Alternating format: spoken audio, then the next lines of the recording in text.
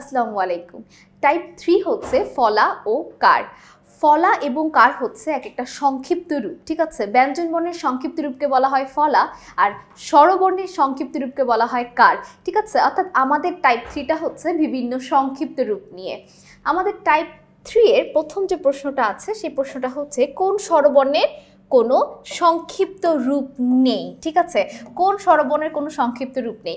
আমরা কিছুক্ষণ আগে টাইপ 2তে দেখে এসেছিলাম যে আমাদের স্বরবর্ণের পূর্ণরূপ হচ্ছে 11টা, অর্থাৎ আমাদের স্বরবর্ণ হচ্ছে টোটাল 11টা।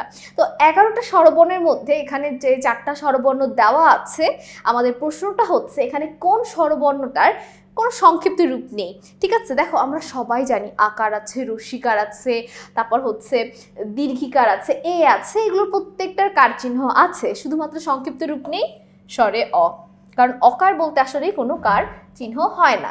এরপরের প্রশ্নটা আমরা একটু আগেই বলে ফেলেছি, স্বরবর্ণের সংক্ষিপ্ত রূপকে কি বলা হয়। আমি কিন্তু মাত্রই বললাম স্বরবর্ণের সংক্ষিপ্ত রূপকে কি বলা হয়, কার বলা হয়, আর কার হচ্ছে 10টা। তারপরের প্রশ্নটা হচ্ছে বাংলা বর্ণমালায় ফলা কয়টি। আমাদের বাংলা বর্ণমালায় ফলা হচ্ছে 6টি।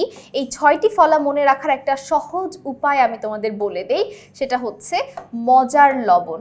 এই যে মজার লবণ, এটা দ্বারা আমরা সহজেই আমাদের 6টা ফলা মনে রাখতে পারবো। দেখো মফলা, জফলা, রফলা, লফলা, বফলা, নফলা, এটার মাধ্যমে আমরা সহজেই 6টা ফলা মনে রাখতে পারবো। আমাদের ফলা 6টি, মজার লবণ, ঠিক আছে। এরপর দেখো ব্যঞ্জনের সঙ্গে কার বর্ণ বা হর্ষ চিহ্ন না থাকলে কোন ধ্বনি আছে বলে ধরে নেওয়া হয়। অর্থাৎ বলা হচ্ছে যার কেউ নেই তার সাথে আমরা কাকে যুক্ত করতে পারি। দেখো তোমাদের বাংলা সেকেন্ড নিয়ে যখনই কোনো সমস্যা হবে তোমরা কি করবা, কিউআর কোডের মাধ্যমে টিচারকে দেখে টিচারের কাছে পড়ার একটা সুযোগ পাচ্ছ। তো তোমাদের টিচারের নাম হচ্ছে কি, তোমাদের টিচারের নাম হচ্ছে অর্দা, আমার নাম হচ্ছে কি অর্দা, ঠিক আছে। তাহলে দেখো যখনই তোমরা বাংলা সেকেন্ড বুঝতে পারবা না তখন তোমাদের কার সাহায্য লাগবে, আমার। অর্থাৎ যার কেউ নেই তার সাথে আছে অর্দাপু, অর্দা। ঠিক তেমনি ব্যঞ্জনের সাথেও যখন কেউ থাকবে না, যার কেউ নেই তার সাথে কে থাকবে, আমার নামের প্রথম যে অক্ষরটা আছে স্বরে অ, ঠিক আছে। যার কেউ নেই তার সাথে আছে স্বরে অ, এটা সবসময় মনে রাখবা। যার কেউ নেই, যার সাথে কোনো হর্ষ চিহ্নও থাকবে না, কার চিহ্নও থাকবে না, তার সাহায্য করার জন্য সবসময় তার সাথে থাকবে স্বরে অ। বাংলায় কার কয়টি, ঠিক আছে। আমাদের বাংলায় কার কয়টি সেটা আমরা জানি, কারণ আমাদের স্বরবর্ণের পূর্ণরূপ ছিল 11টা, তার মধ্যে একটা ছিল যার কোনো সংক্ষিপ্ত রূপ ছিল না, সেটা হচ্ছে স্বরে অ। তাহলে আমরা যদি 11 থেকে 1 বাদ দিই তাহলে আমাদের কাছে থাকে 10টি। এরপরের প্রশ্নটা দেখো, ব্যঞ্জন বর্ণের বিকল্প রূপের নাম কি।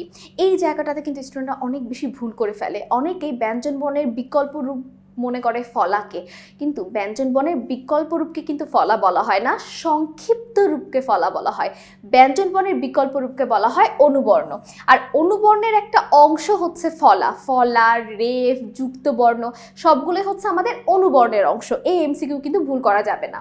বাংলায় কার বর্ণের সংখ্যা কয়টি আমরা সবাই জানি, 10টি। বাংলায় সংখ্যা বর্ণ কয়টি।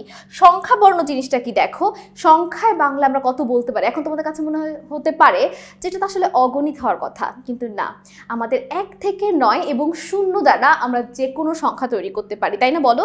1, 2, 3, 4, 5, 6, 7, 8, 9 এবং 0, এই 10টা সংখ্যা দ্বারা আমরা যে কোনো সংখ্যাই তৈরি করতে পারি।